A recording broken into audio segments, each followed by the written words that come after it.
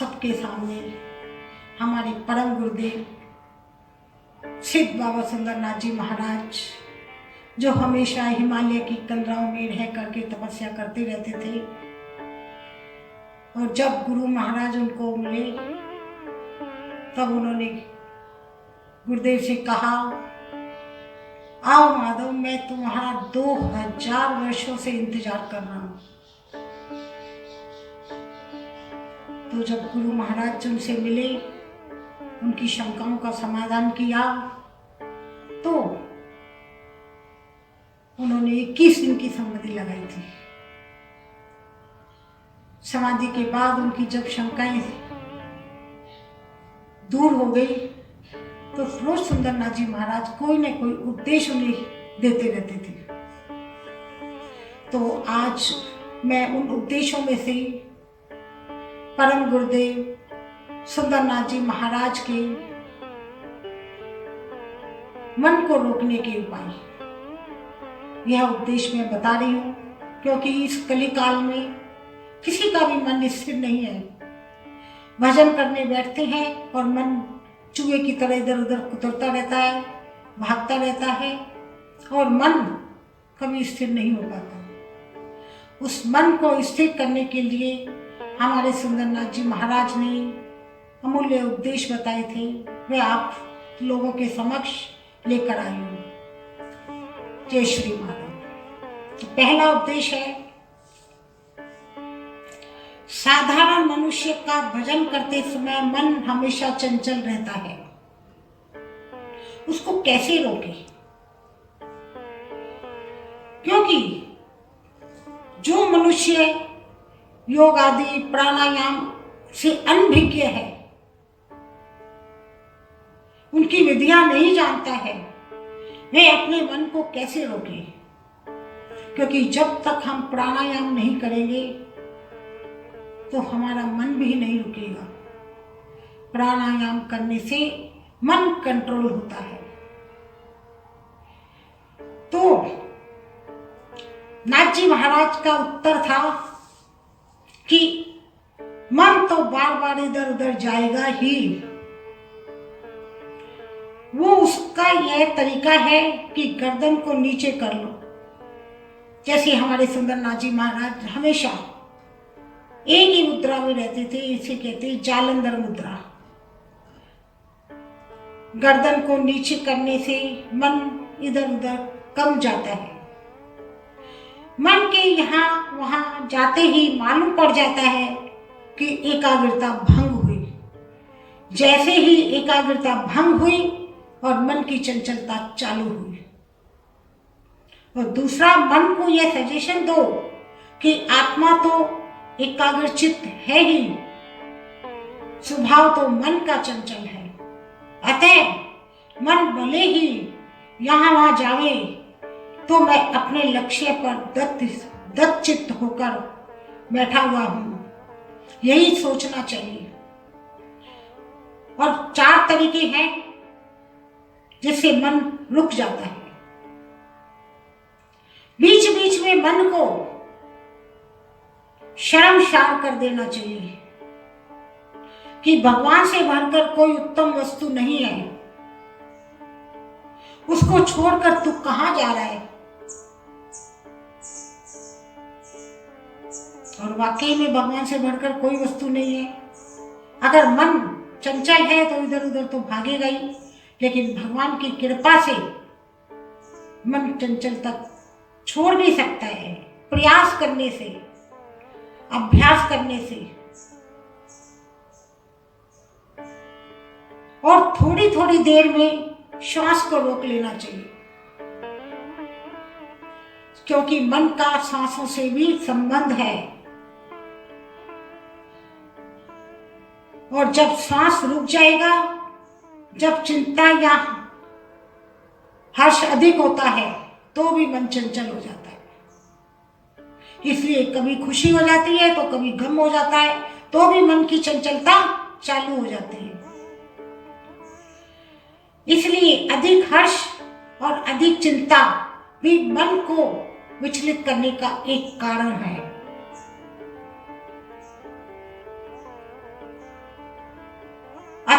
सांस को बीच में रोक कर फिर ध्यान या जप करना चाहिए, तो भी मन की चंचलता दूर हो जाती है।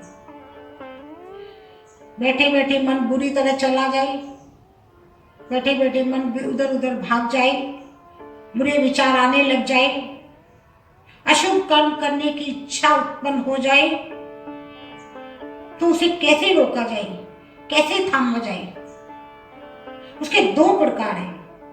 पहला, जिस तरफ जावे मन उसको स्वीकार ही नहीं करना, उस बात को एकदम मानना ही नहीं, उस बात को सहसा न करना और मन पर ब्रेक लगा देना चाहिए। इससे विवेक के सहारे उसको कहना कि तुम जो कह रहे हो वो ठीक है, पर अभी नहीं करेंगे, ठहरो, जरा हमें सोचने दो कि ये कहां तक सही, कहां तक हमारा मन सही जगह पे जा रहा है। जैसे ही मन को ठहरने के लिए बोलोगे तो मन ठहर जाएगा, और वह काम हम अभी नहीं करेंगे, थोड़ा विचार करने दो। जब हम विचार करेंगे तो करें, अरे हम तो गलत रास्ते पे जाने वाले थे, अच्छा किया हमने विवेक से काम लिया। तो विवेक के सहारे उसको कहना कि जो तुम काम कर रहे हो ठहर जाओ, अभी हम नहीं करेंगे। मन को रोकने के लिए विवेक का सहारा भी बहुत जरूरी है। फिर 10 मिनट तक उस बात पर विचार करो, क्योंकि विचार करने से हमें मन की परिस्थिति का विचार पता चलेगा। तत्पश्चात जो कुछ भी किया जाएगा वह शुभ ही शुभ होगा, बुरा नहीं होगा। और कोई आदमी अपने को बुरा भला कहे तो सहसा उसे रोक नहीं, उसे रोष, उसमें रोष नहीं करना। कोई अपने को बुरा बुरा कहता है तो एकदम से क्रोध आ जाता है, रोष आ जाता है, इसने मुझे ऐसे कैसे कह दिया। इसलिए विचार करना चाहिए, एकदम रोष नहीं करना चाहिए। बैठकर विचार करना कि वह कहां तक ठीक कहता है। विचार कर यदि अपनी गलती लगे तो मन को समझा देना, और यदि वचन ठीक न लगे तो शांति पूर्वक उसको समझाना कि भाई मेरा तो ऐसा विचार है, तुम मुझे गलत समझ रहे हो। इस तरह से अपने मन को शांति देना, क्योंकि स्वभावते सभी मनुष्य अपने को अच्छा ही समझते हैं। कोई मनुष्य अपने आप को बुरा नहीं बताएगा, अब सब अपने आप को अच्छा ही समझते हैं। और जो इंसान अपनी गलतियों को पहचानता है वो सबसे बड़ा महान है। और जो लोग समझे उससे अपने को ऊपर ही समझेंगे, क्योंकि जो लोग तुमसे कुछ कहेंगे, मैंने तो ऐसा किया ही नहीं, मैं तो ऐसा हूं ही नहीं, क्योंकि अभिमानवश हमें अपने दोष नहीं दिखाई देते हैं। अतः अपनी गलती हो तो फौरन महसूस कर लेनी चाहिए, और न हो तो विवेक द्वारा रोष को रोकना चाहिए। चौथा, चाहे कितना भी पैसा हो,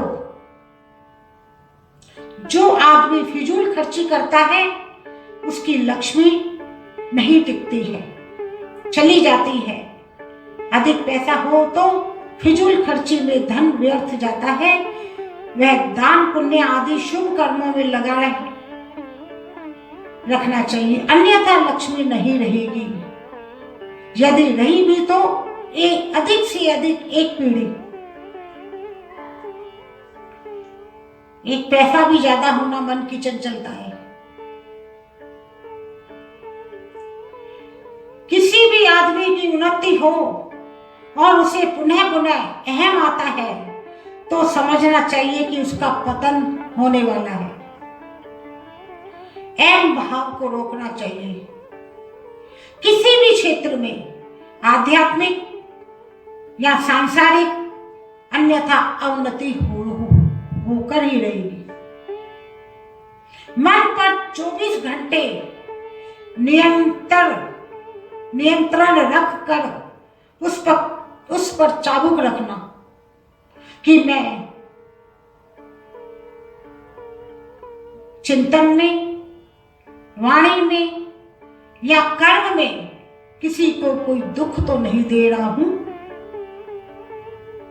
ऐसा करने से बहुत से पापों से आदमी बच जाता है। कोई भी आरंभ बलपूर्वक नहीं करना चाहिए। ये कार्य मैं कर सकता हूं, नहीं, सहज स्वभाव से ही आरंभ होना चाहिए। शरीर में जरा सी भी खड़ी आते ही उपवास रखना चाहिए।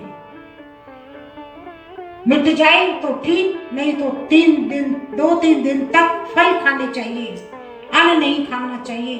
तो कुदरत अपने आप उसको बैलेंस पर ला देती है। और जैसे ही शरीर में कोई खराबी आई तो भी साधना भंग हो जाती है, मन स्थिरता छोड़ देता है। आज तबीयत ठीक नहीं है, आज हम भजन नहीं करेंगे, तो मन डावाडोल हो जाता है। कितनी भी बड़ी विपत्ति आवे तो धैर्य को नहीं छोड़ना चाहिए, अन्यथा मर जाओगे। सर्वप्रथम धरती क्षमा धी लिखा है। धर्म का पहला अंग धैर्य है, अतः धैर्य को धारण करने से उसकी रक्षा हो जाती है। वहम अधिक नहीं करना चाहिए। अधिक वहम करने वाले की अकाल मृत्यु हो जाती है।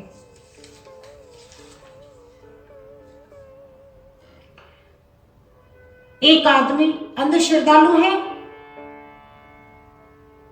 जो सब जगह पर श्रद्धा रखता है, और दूसरा नास्तिक है। पर इनसे अंधश्रद्धालु ही श्रेष्ठ है, नास्तिक श्रेष्ठ नहीं है। क्योंकि कभी न कभी अंधश्रद्धालु लाइन पर आ जाएगा। श्रद्धा तो पत्थर में भी रखेंगे तो भी वो पत्थर से भगवान बन जाएंगे।